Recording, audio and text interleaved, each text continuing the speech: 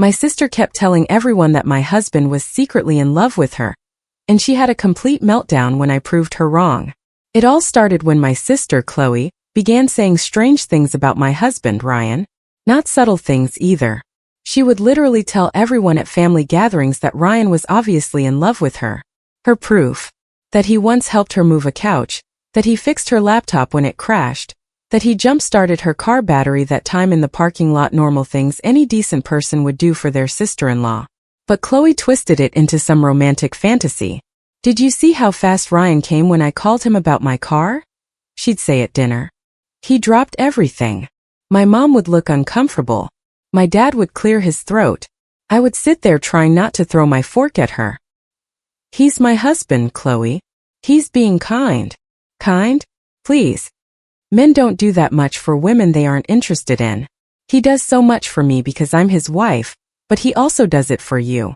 She'd say it with that little smirk. "And what does that tell you?" "It tells me you're delusional." She would laugh. "You're so naive."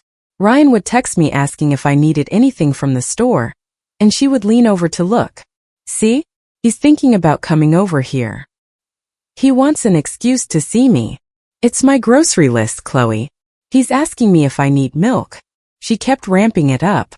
When Ryan helped her install a ceiling fan because her landlord wouldn't do it, she posted about it. "So blessed to have someone who drops everything for me." And when people asked who it was, she'd play coy. "Someone special." My friends started asking me things. "Your sister posts about Ryan a lot." Everything was not okay. I tried talking to Ryan about it and he was completely oblivious. "She's just joking," he said. "She's not joking. She told my cousin you have feelings for her." He was genuinely shocked. "What? Why would she say that?" "Because you keep helping her with things. She's your sister." "I'd be a jerk if I didn't help her." That's when I got the idea. What if you were a jerk? What if you just stopped helping her completely? He didn't want to at first. But after Chloe told his brother there was definitely chemistry between them, he agreed. The next time Chloe called because her Wi-Fi wasn't working, Ryan said he was busy. She called me immediately. "Ryan won't come fix my internet." "Okay. He always fixes my tech stuff." "Not anymore." 2 days later she called him to move furniture. He said no. She showed up at our house. "What's wrong with Ryan?" she asked. "Nothing's wrong with him. He just doesn't want to help you with anything anymore. He's being standoffish." "Interesting. When a man stops dropping everything for you, you notice, huh?" She got defensive. "I don't know what you're insinuating." "I'm not insinuating anything.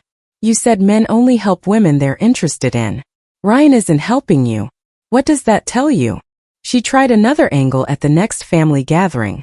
"Ryan has been so mean to me lately," she announced to everyone. "He won't even help me move a tiny bookshelf." My uncle laughed. "Why would Ryan move your furniture?" "He's not your husband." "But he always helps me. He's so good at that stuff." My aunt chimed in. "Maybe he's busy with his own house." Chloe looked frustrated. "He's not that busy. He helped Dad with the roof last year, remember?" My dad interrupted her. "Chloe, I asked him for help." "That doesn't mean anything." "But he came immediately." "Because I asked him to," Dad said in a firm voice. "And because he's a good son-in-law." The silence that followed was awkward. Chloe stared at her plate, clearly frustrated. I tried to change the subject, talking about work, but my sister wasn't finished. "You guys don't understand the way he looks at me," she said quietly. Ryan put his fork down. "Chloe, I have never looked at you in any special way. You're my wife's sister, nothing more." She laughed. That laugh that made me sick. All men say that until they can't deny it anymore. My mom intervened. "Chloe, sweetie, I think you're confusing kindness with—" "I'm not confusing anything," Chloe interrupted. "I have proof." "Proof?" I asked. "What proof?" "Photos, messages, moments." Ryan looked at me confused. I was just as lost. "Photos of what?" my dad asked. "Of us," Chloe replied as if it were obvious. "Of all the times we've been together." Dinner ended quickly after that. Nobody knew what to say. Chloe left in a huff, saying that one day everyone would see the truth. In the car on the way home, Ryan drove in silence. "What was that?" he finally asked. "I don't know. It's getting worse, way worse. This is too much. What photos? What is she talking about?" I have no idea. But I did have an idea and it terrified me. The next day while Chloe was at work, I went to her apartment. I had an emergency key, the one she gave me when she moved in just in case something happened. I let myself in, my heart pounding. I didn't know what I was looking for exactly, but I needed to understand. Her living room looked normal. Basic furniture, a TV, nothing out of the ordinary. Then I saw her wall. There was a corkboard next to her desk, covered in photos. Photos of Ryan. Ryan helping her with the couch. Ryan in his car. Ryan at our house during Christmas. Ryan in my parents' garden. All of them were cropped. In some, I had been cut out of the picture completely. There was a photo from our wedding where only Ryan was visible. I was cut out. I felt sick to my stomach. I kept looking. I opened her laptop. It wasn't password protected. Her photos folder had a subfolder named R. I opened it. There were hundreds of photo screenshots of family group chats where Ryan had written something, pictures from his social media profile, pictures of me with Ryan where she had zoomed in only on him.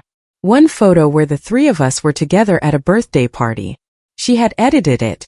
I was blurred out. Only Ryan and Chloe were in focus. My phone rang. It was Ryan. "Where are you?" he asked. "At Chloe's apartment." "What? Why? You need to come here.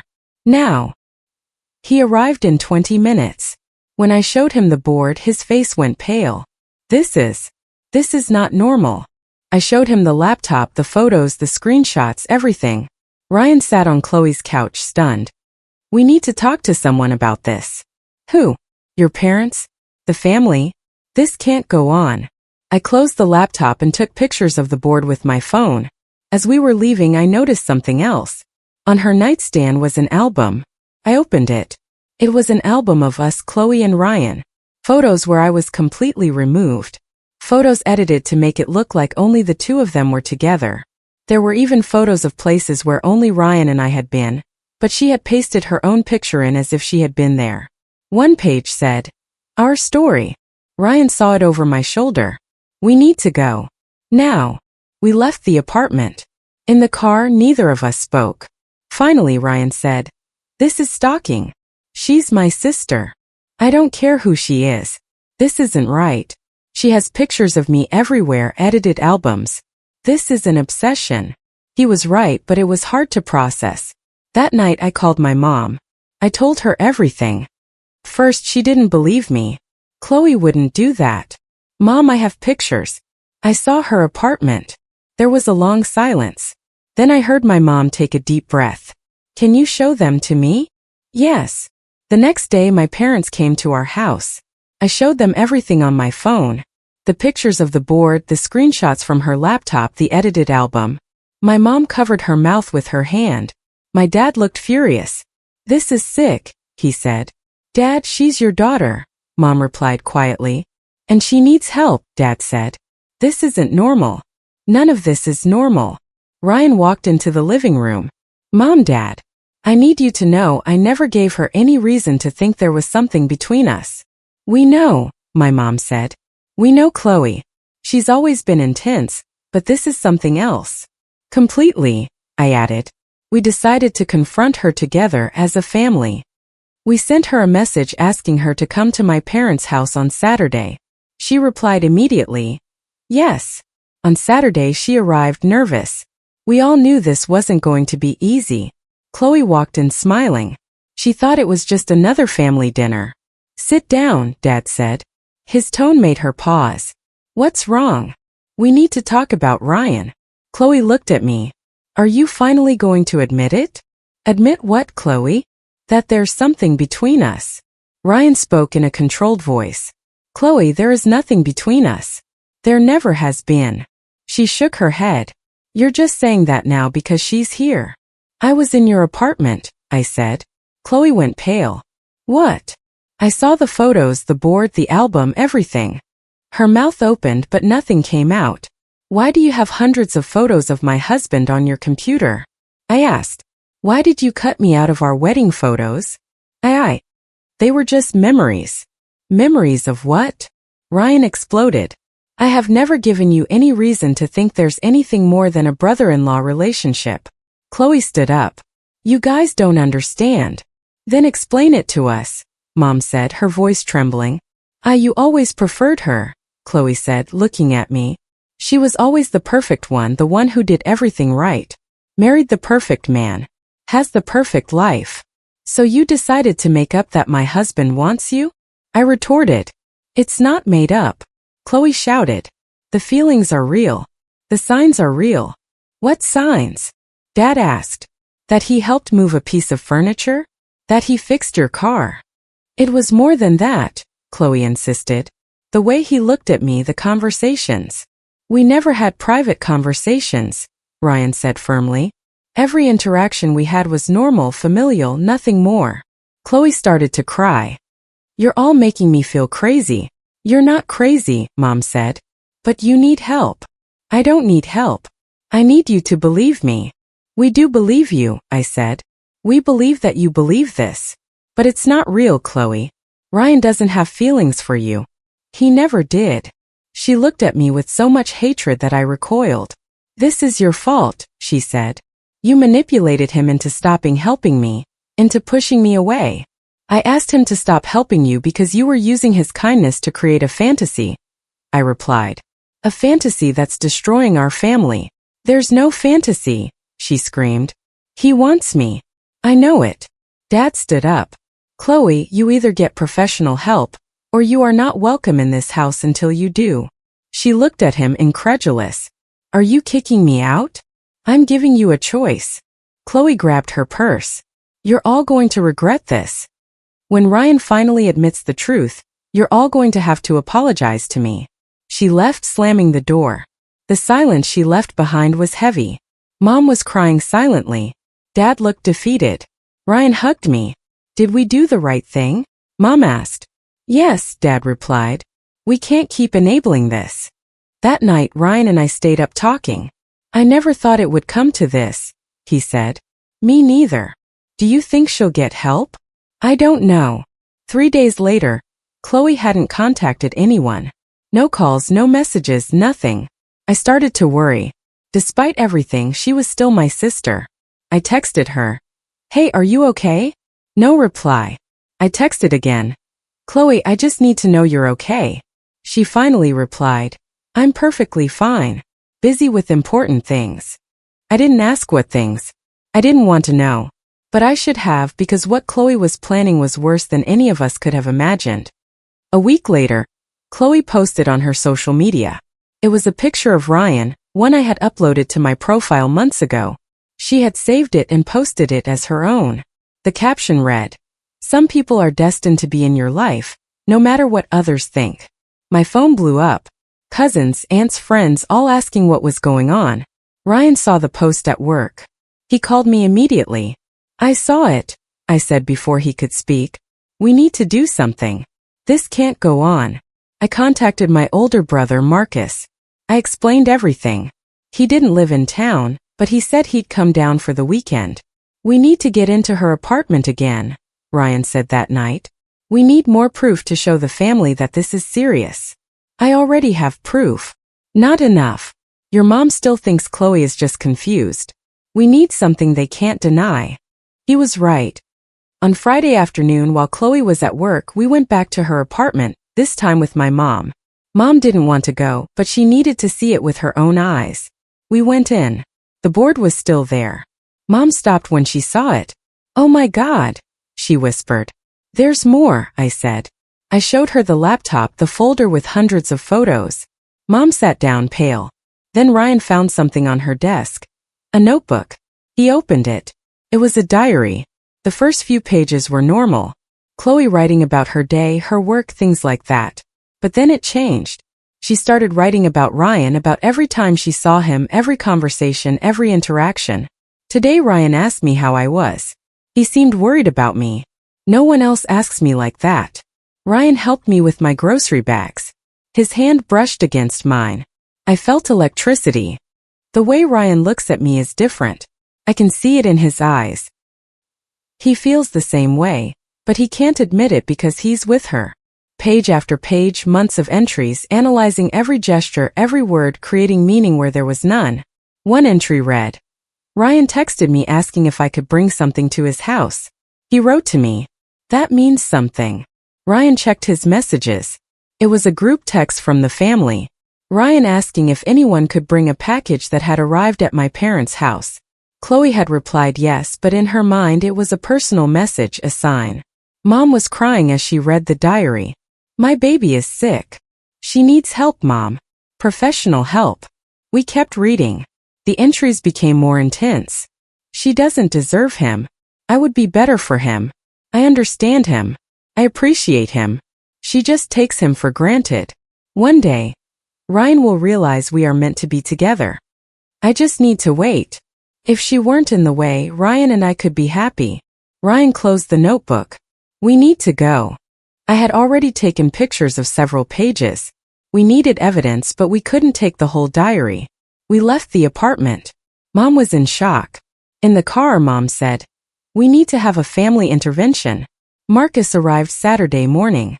We showed him everything, the photos, the diary, the posts. He looked furious. Why did no one tell me this before? We thought it was just Chloe being dramatic, Mom said. We didn't know it was this serious. We organized a family meeting. My parents, Marcus and his wife, my Aunt Clara who was a psychologist, Ryan and me. We invited Chloe. We told her it was a family dinner. She arrived happy. She thought the family was finally getting together for something normal. She sat down, saw the serious faces. What's wrong? She asked. Aunt Clara spoke first. Chloe, we're here because we love you and we're worried about you. I don't need you to worry about me. Marcus put his phone on the table.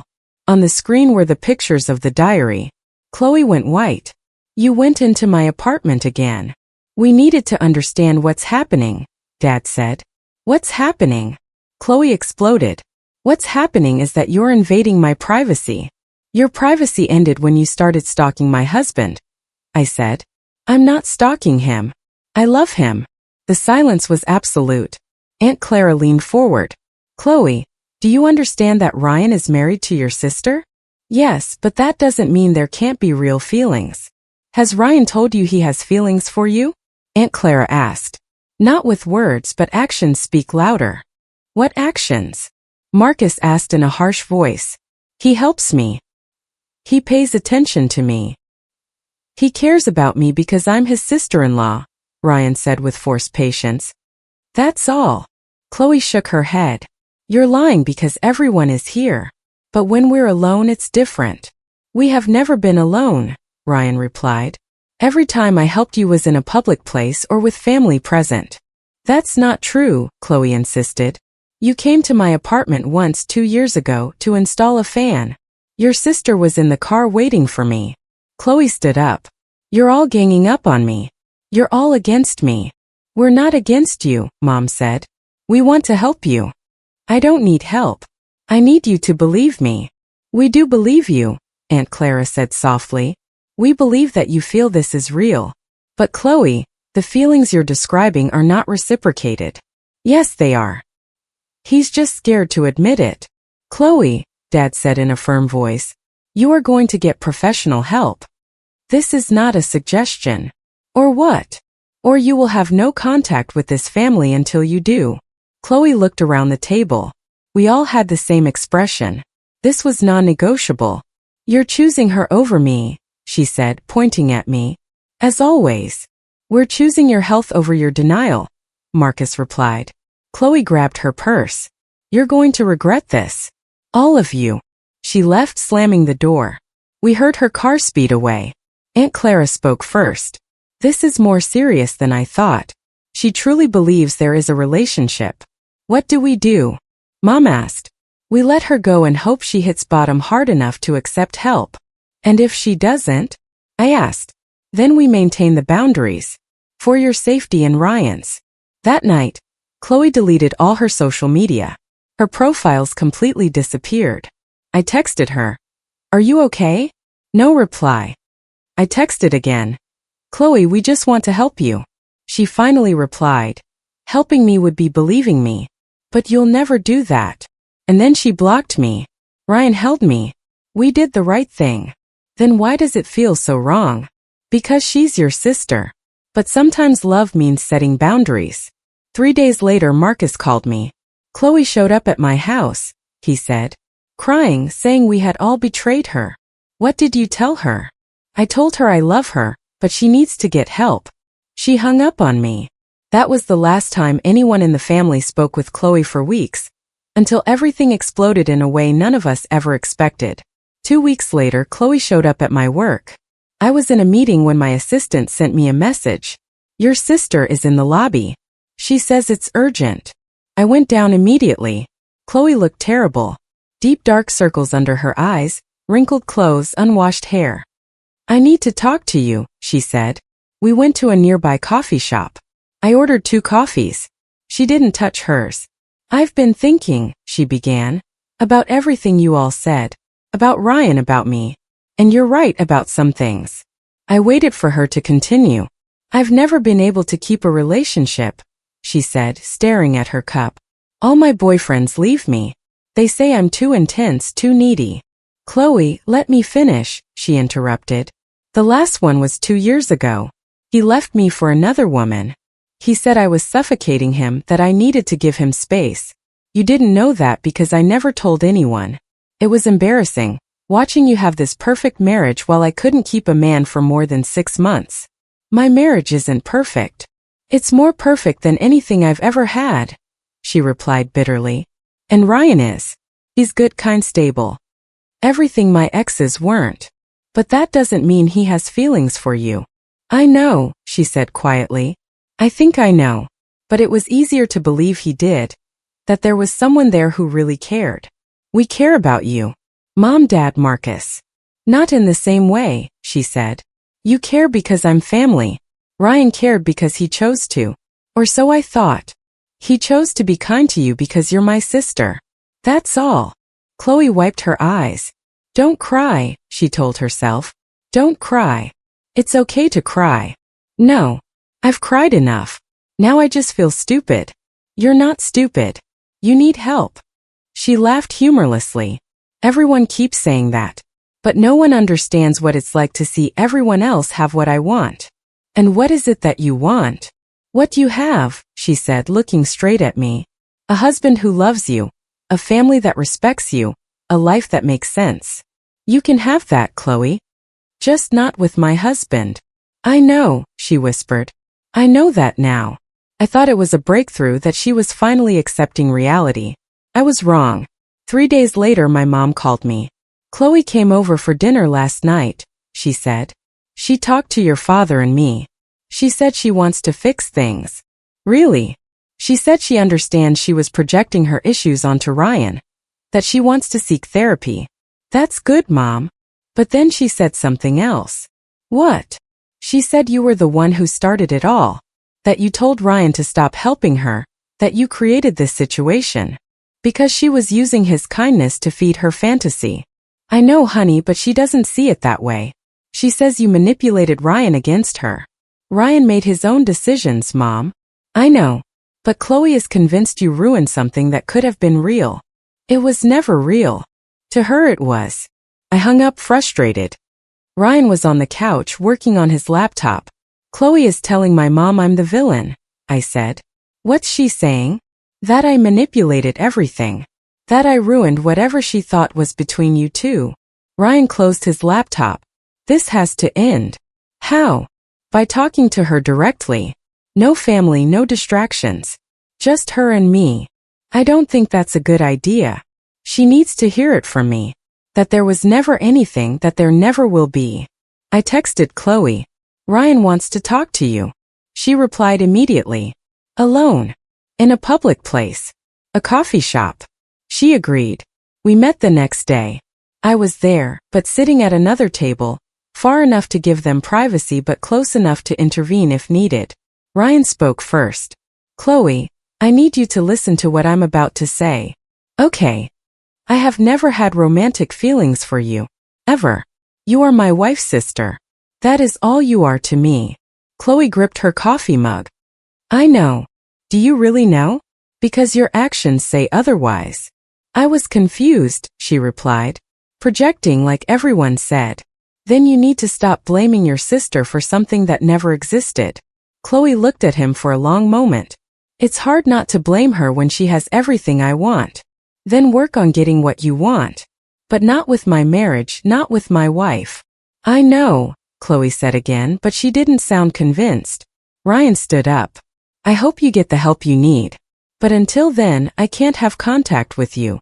Chloe went pale. What? You're making me uncomfortable. Your obsession is making me feel harassed.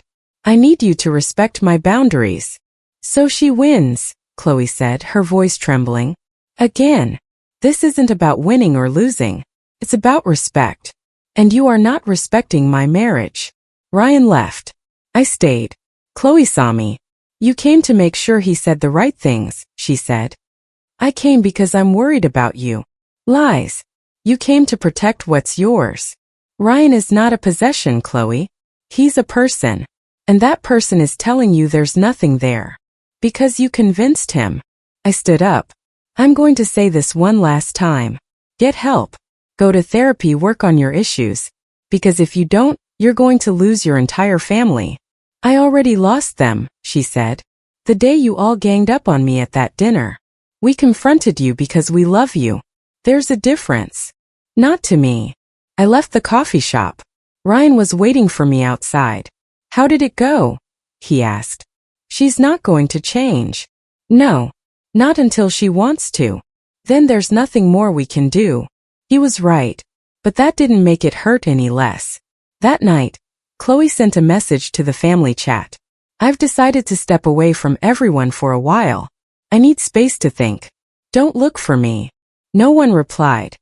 2 months passed with no word from Chloe. No calls, no messages, nothing. I thought maybe she was finally getting help. I was wrong. What Chloe was doing was much worse. It all started with a fake Instagram profile. It was called Hidden Truths 2024. It had no profile picture, just a black image. It started following my entire family, my friends, Ryan's colleagues. And then it started posting. The first post was a picture of me and Ryan at our wedding. The caption read, "Some marriages are built on lies." She manipulated him to keep him away from the one who truly loves him. My friend Jessica showed it to me. Did you see this? I had no idea what she was talking about until she sent me the screenshot. My stomach dropped. Ryan, you need to see this. He showed me his phone. The same profile had tagged him in a post. Ryan deserves to know the truth. His wife destroyed a real connection out of jealousy. Who is doing this? Ryan asked. We both knew who it was. We reported the profile. Instagram said they would review it in 48 hours, but the damage was already done. People were starting to ask questions. A cousin texted me. What's going on? Who is that account? It's Chloe, I replied. She's lying. Why would she do that? Because she's sick. The next day, another profile appeared. The truth always comes out. This one was worse. It posted edited screenshots of conversations supposedly between Ryan and Chloe. The messages said things like, I miss talking to you. And she doesn't understand me like you do. They were completely fake. Ryan had never written those things. This is defamation, Ryan said furiously. We can sue her for this. I called a lawyer. We met that afternoon. You need to document everything, the lawyer said. Screenshots, dates, every post, everything. We started saving evidence. Every post, every comment, everything. The third profile appeared 2 days later. Justice for Chloe. This one attacked me directly, calling me manipulative, controlling, abusive. It said I had isolated Ryan from his in-laws, that I had forced him to cut contact with Chloe. My friends started defending me in the comments, but the fake profiles had answers ready for everything. Marcus called me. We need to find her. This has to stop. We don't know where she is. Then we force her out. How? By publishing our own truth. Marcus created a post on his Facebook, long and detailed, explaining the situation. He told them about Chloe's obsession, about the photo board, the diary, the family intervention. He didn't use her name, but it was obvious who he was talking about. When someone you love is sick and refuses to get help, sometimes the only option is to protect the rest of the family. The post went viral in our circle. Cousins, aunts, family friends shared it. The fake profiles went crazy. They posted 5 times that day, all attacking Marcus. But they made a mistake. One of the profiles posted something only Chloe would know. A detail about a private conversation we'd had years ago. It was the proof we needed. I took it to the lawyer. This proves it's her. With this we can proceed, he said. But you need to decide how far you want to take this. What do you recommend? A restraining order against cyberstalking and any contact with you. Ryan and I discussed it that night. She's my sister, I said. And she's publicly defaming you. She's fabricating conversations. She's trying to destroy your reputation. I know. So we need to protect ourselves. We filed for the restraining order the next day. Chloe was served the papers 3 days later. She called me from an unknown number. I didn't answer. She left a voicemail. Seriously? A restraining order? You're unbelievable. I make a few posts defending myself and you sue me. This just proves who the real abuser is here. I sent the voicemail to the lawyer. 2 days later we had the hearing. Chloe showed up. She looked worse than the last time. Thinner, paler. She had a lawyer, a cheap one from the looks of it. The judge reviewed the evidence, the posts, the fake profiles, the analysis proving they came from Chloe's IP address. She tried to defend herself, saying the posts were her way of expressing herself, that she had a right to free speech. Her lawyer argued there were no direct threats, that it was all opinion. Our lawyer presented the edited screenshots, the fake conversations, the clear defamation. The judge didn't take long to decide. Restraining order granted. Ms. Weber is not to contact the petitioners. She is not to post about them. She is to delete all fake accounts. If she violates this order, she will be arrested. Chloe shot up from her chair. This is ridiculous. Ma'am, sit down, the judge said. She looked at me with pure hatred. You are going to regret this. That is a threat, our lawyer pointed out. The judge looked at Chloe. One more word, and I'll hold you in contempt. Chloe sat down, but her eyes were still locked on me. We left the courthouse. Ryan hugged me. It's over, he said. Really? It has to be. She can't contact us anymore. That night, all the fake profiles were deleted. Chloe complied with that part of the order. But she didn't answer messages from Mom, or Dad, or Marcus. She had disappeared again. A week later, Mom came to our house. I went to her apartment, she said. It's empty. What? She moved. She didn't leave a forwarding address. The landlord said she paid the penalty for breaking the lease early and left. Where did she go? I don't know. No one knows. Mom was crying.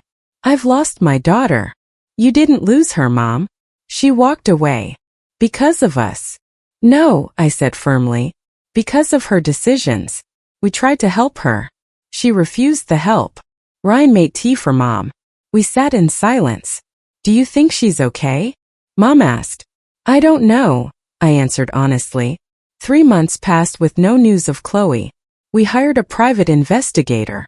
He couldn't find her. It was like she had vanished. Mom was devastated. Dad was too, though he hid it better. I felt guilty but also relieved. I could finally breathe without worrying about what Chloe would do next. Ryan and I started to rebuild, to focus on us. I thought we had seen the worst of Chloe. But the universe had other plans. Because 6 months after the restraining order, Chloe reappeared. And this time she brought consequences none of us could have anticipated. Chloe showed up at my grandmother's funeral. No one expected to see her. She had been missing for months, no calls, no messages, nothing, and suddenly, there she was in the back pew of the church. Mom saw her first and froze completely. After the service, Chloe approached. She was wearing simple black clothes, no makeup. She looked different. Mom hugged her, crying. Where have you been? Away. Working on myself. Dad came over, cautious. You had us so worried. I'm sorry, Chloe said. I needed to get away from everything. She looked at me. I stayed where I was with Ryan by my side. Can I talk to you? She asked. Just for a minute. Ryan squeezed my hand. You don't have to.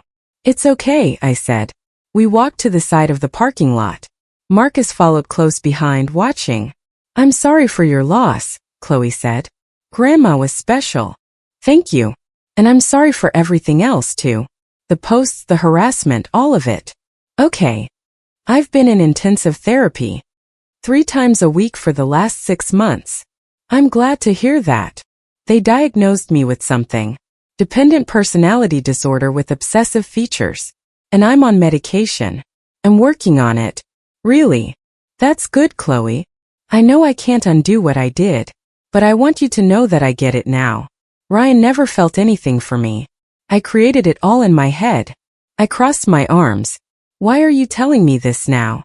Because Grandma died and it made me realize life is short, and I don't want to spend any more of it hating each other.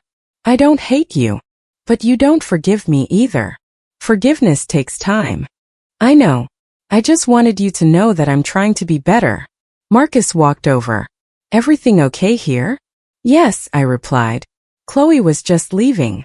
She nodded. Thank you for letting me come to the funeral. It was Grandma's. You had a right to be here. She left. I watched her get into an old car and drive away. Do you think that was genuine? Marcus asked. I don't know. Time will tell. Over the next few weeks, Chloe kept her distance. She came to a couple of family gatherings. She sat quietly, didn't cause any trouble. Mom was happy to have her back. Dad was more cautious. Ryan stayed away from her. When Chloe arrived, he would find reasons to be in another room. I don't trust her, he told me. Not yet. Me neither. But maybe she really is changing. Or maybe she's just biding her time. A month later, Chloe asked to speak with Ryan and me together. We met at my parents' house. Marcus was there too. I want to formally apologize, Chloe began, to both of you, for everything I did. Ryan remained serious. Okay. I created a fantasy because my real life was miserable. I projected my desires onto you, Ryan, because you represented stability. And I attacked my sister because I was envious of her life. We already knew that, I said. But I needed to say it out loud in front of witnesses to make it real. And what do you want now? Ryan asked. Nothing. Just for you to know it won't happen again. I'm committed to my treatment. Good, I said. Is that all? Chloe asked. Just good? What did you expect? I asked. For us to say everything is forgiven? You put us through hell, Chloe. I know. Then understand it's going to take time. A lot of time. She nodded. I understand. Ryan stood up. I appreciate the apology. But I need you to respect that I'm going to keep my distance, for my own peace of mind. I respect that, Chloe said. We left in the car. Ryan exhaled loudly. That was awkward. Yeah, but necessary. Do you think she's really changed? I want to believe it. For Mom, for the family. But you don't sound convinced. Because I'm not. The next 3 months were quiet. Chloe attended family events but kept her distance. She never approached Ryan, barely spoke to me. She seemed genuinely different, quieter, less dramatic. Mom was thrilled. We finally have peace, she'd say. But I couldn't completely relax. Something felt off. And I was right. Because one afternoon, while checking my emails, I found something strange. An email from a therapy clinic confirming an appointment for Chloe Weber. The problem was the date. It was from 2 weeks ago, and the clinic's address was in another state.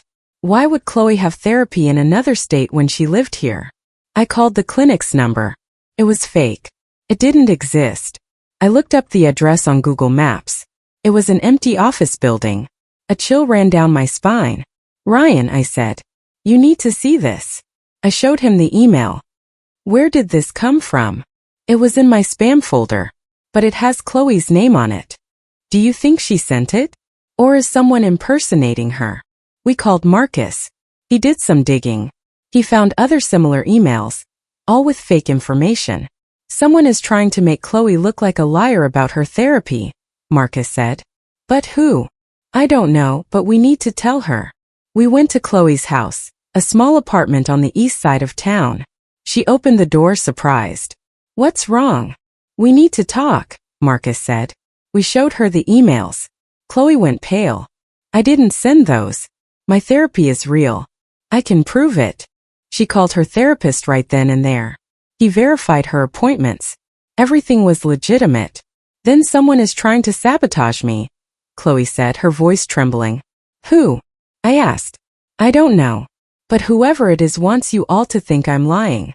Why would someone do that? Ryan asked. To destroy the progress I've made. To make the family reject me again. We saw real fear in her eyes. It wasn't manipulation. It was genuine terror. We're going to figure out who's doing this, Marcus said. But as we investigated, something else came to light. Something that would change everything we thought we knew about the situation. And the real culprit was not who any of us expected. Marcus hired a tech expert to trace the emails. It took 3 days to find the source. When he did, none of us expected it. The emails came from Ryan's work computer. Ryan was in shock. I didn't send those. Someone used my computer. Who has access to your office? Marcus asked. My assistant, the IT guys, anyone with access to the building. The expert dug deeper. The emails were sent during Ryan's lunch break, when he wasn't at his desk. The building's security cameras showed someone entering his office. It was a woman with blonde hair. She didn't work there. Ryan looked at the image. It's Jennifer. Who's Jennifer? I asked. My ex-girlfriend from 5 years ago. Why would your ex do this? I don't know. We haven't spoken since we broke up. Marcus investigated further. Jennifer had been following Ryan on social media, all his posts for years. He found her Facebook profile. It was full of bitter posts about ex-boyfriends, about men who left her, about revenge. One post read, "Some men don't deserve to be happy." This is sick, I said. Marcus confronted Jennifer directly. He went to her house with the evidence. She admitted everything. She said Ryan ruined her life when he left her, that he deserved to suffer. When she saw Ryan was having trouble with his sister-in-law, she decided to make things worse. First, she created some of the fake profiles we thought were Chloe's. Then, when Chloe disappeared and came back changed, Jennifer decided to sabotage her. She wanted the family to reject Chloe again. More drama, more pain for Ryan. She's a psychopath, Ryan said when Marcus told us everything. We're pressing charges. Jennifer was arrested for cyberstalking and fraud. We had to tell Chloe. We went to her apartment together. She cried when we told her. I thought you'd never believe me again. We believed you when you showed proof, I said. That's different. Thank you, she whispered. Ryan spoke. Chloe, I'm sorry someone used our situation to hurt you more. She looked at him surprised. It's not your fault. I know, but I'm still sorry. It was a strange moment. After all the chaos, there was finally something resembling peace. Mom organized a family dinner 2 weeks later. The whole family, for the first time in almost 2 years. Chloe came early. She helped cook, something she never used to do. Ryan and I arrived together. He still kept his distance from Chloe, but there was no visible tension anymore. During dinner, Dad spoke. I want to say something. This last year was hard on all of us. Mom nodded. But we're here together. That's what matters. Chloe spoke quietly. I know I caused most of the problems. And I'm sorry every day for what I put you through.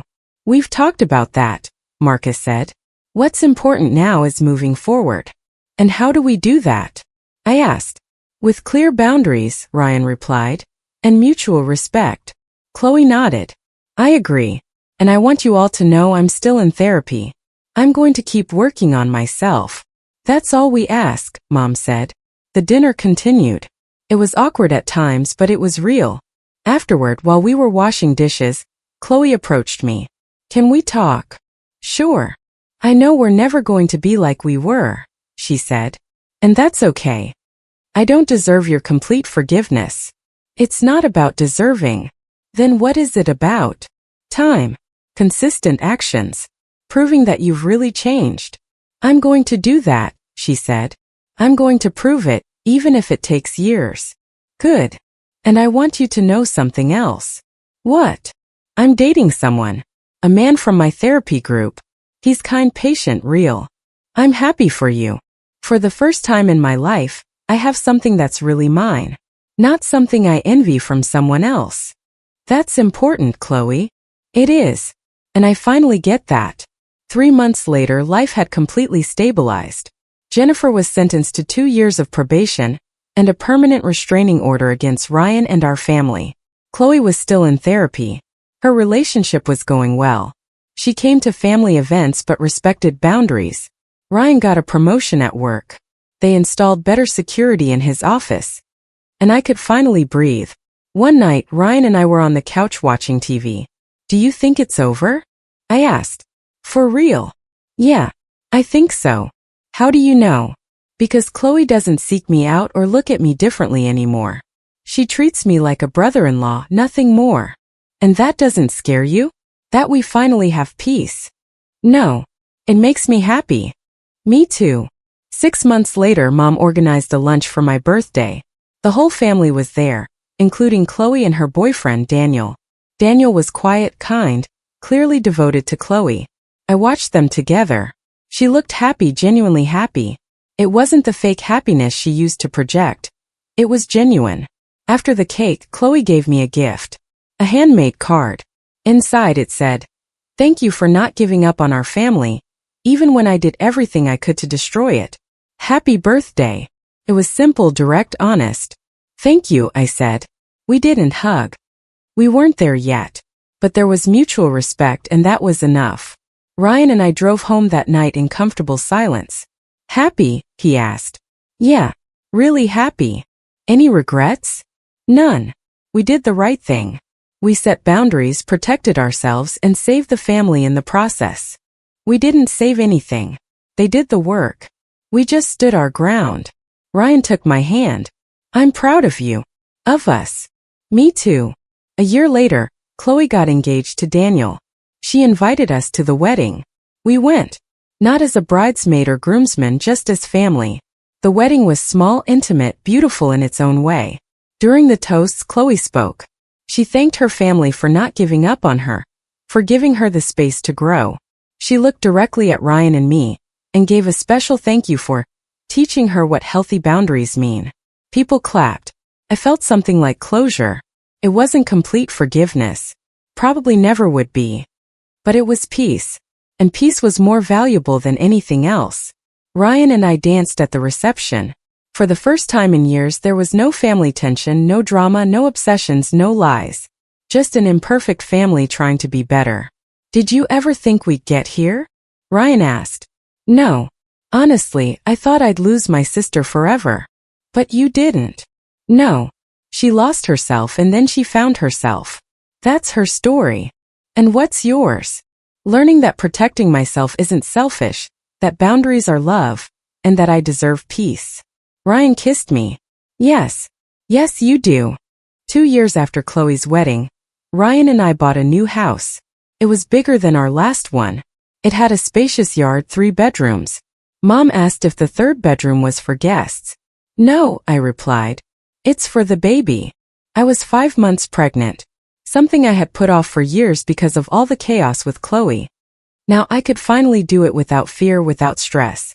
Chloe came to visit when we moved in. She brought Daniel and they both brought boxes to help. "This kitchen is beautiful," she said as she unpacked dishes. "Thanks." We worked in comfortable silence. No tension. No weird comments about Ryan. Daniel and Ryan were assembling furniture in the living room. They got along well, talking about sports and work. When we finished, Chloe gave me a brief hug. "Congratulations on everything. The house, the baby, everything." "Thanks, Chloe." They left. Ryan closed the door. "How do you feel?" he asked. "Good. Really good." That night, as we unpacked the last box, my phone rang. It was a distant cousin, the one who had asked me about Chloe's posts years ago. "I saw you moved. Your house looks amazing." "Thanks. And how are things with your sister?" "Better. Much better." "I'm glad. I always knew you guys would work it out." I hung up and looked at Ryan. "You know what the best part of all this is?" "What?" "That I don't care what people think. For years I worried about what they would say about us, about Chloe, about the drama. And now I have my house, my husband, my baby on the way. That's all that matters." Ryan smiled. "That's all that ever mattered." 3 months later, our daughter Emma was born. Chloe came to the hospital. She brought flowers and a small gift. "She's beautiful," she said, looking at Emma. She looks like you. Do you want to hold her? Chloe looked at me surprised. Are you sure? Yes. I passed Emma to her. Chloe held her carefully. Her eyes filled with tears. Thank you for trusting me, she said. You earned that trust. I know. And I'm not going to lose it. When Emma turned 1, we had a party at our house. The whole family came. Mom, Dad, Marcus, Chloe, Daniel. Emma was crawling all over the living room. Everyone took turns chasing her. Ryan and I watched from the kitchen. 3 years ago, I never would have imagined this, Ryan said. What? Having all this? Family, peace, normalcy. It's weird, isn't it? But good. Very good. Chloe came over with Emma in her arms. I think she needs her mom. I took my daughter. Chloe stayed for a moment. Hey, she said. I wanted to tell you something. What? Daniel and I are expecting 3 months. Congratulations, Chloe. That's amazing. Yeah. And I wanted you to be the first to know. Well, after Mom. I appreciate that. And I wanted to ask your advice. About pregnancy, about being a mom. It was the first time Chloe had asked me for advice about something real. Something that had nothing to do with Ryan or drama. Of course. We can talk whenever you want. Thanks. She went off to talk to Daniel. Ryan wrapped his arms around me from behind. Look what you built, he said. We built, I corrected him. No, this was you. You set the boundaries. You protected our family. You gave Chloe the chance to change without letting her destroy us in the process. We did what we had to do. And it worked. That night, after everyone had gone home, I put Emma in her crib. She was sleeping peacefully, with no idea of the chaos that had existed before she was born. Ryan came into the room. Ready for bed? Yeah. We turned off the lights and got into bed. In the dark, Ryan asked, do you ever think about what it would be like if we hadn't done anything? Sometimes. And we'd probably be divorced, or Chloe would be institutionalized, or something worse. But that didn't happen. No. Because we didn't let it. I fell asleep easily that night. No worries, no fears, no drama. Just the sound of Ryan's breathing. The baby monitor broadcasting Emma's soft sounds. My family, my life, my peace. Everything I had fought to protect. Everything that had been worth every difficult confrontation. And every morning I woke up and chose that peace again. That was the real ending. Not a dramatic moment, but normal days, simple choices, a quiet life. Exactly what I had always wanted.